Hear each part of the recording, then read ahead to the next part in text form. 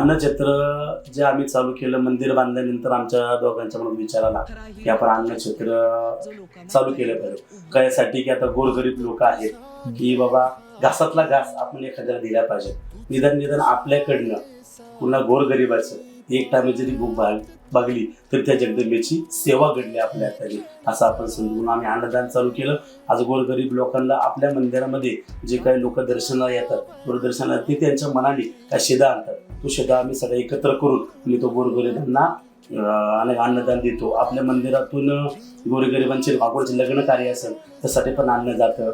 आपले कुठले हिंदू धर्म असतं, हिंदू धर्मातील कुठले सण असतील त्या सणासाठी अन्नदान असेल, कुठं बाबा 4-5 मुलं म्हणा त्या पुढे हिंदू धर्म कुठे सण साजरा करतात, तिथे अन्नदानाची गरज आहे, आपण तिथं अन्नदान देतो. शिजवणही देतो किंवा साहित्य पण देतो, धान्य स्वरूपात देतो. आपल्या पुण्यामध्ये काही फुटपाथवरती काही गोरगरीब लोक आहेत त्यांना पण आपण आपल्या मंदिरात अन्नदान देतो.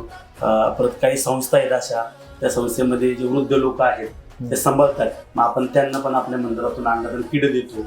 पुढे आपत्ती आली त्या आपत्तीमध्ये नाही का की बाबा त्यांना द्यायचे ते आपण मंदिरातलं किट देतो. आता जी आपल्या लातूर साईडलाच नाही का तिकडं पण नाही का आपल्या मंदिरातून 50 किट दिली गोरगरिबांना अन्नदान करण्याची संकल्पना कधी सुरू झाली की ज्यावेळेस लॉकडाऊन होतं, कोरोनाचा काळ होता, त्यावेळेस आपल्या मंदिराचं काम चालू होतं. त्यावेळेस सगळीकडेच पैशा पाण्याची मारामार होती किंवा कोणाला खाण्यापिण्याची पण व्यवस्थित सोय होत नव्हती. तर अशा वेळेस जे भिक्षुक लोक आहेत ते म्हणा किंवा अनेक जोगती समाज आहेत की जे दुकानांमध्ये जाऊन दान धर्मासाठी त्यांच्याकडे अपेक्षा करतात, तर ते सुद्धा दुकानं पण बंद होते त्या पिरियडला. परत देवाची सेवा करणारे गोंधळी वर्ग आहेत, त्यांना कुठे सेवा सादर करून 2 रुपये कमवण्याचा सोर्स पूर्ण बंद होता.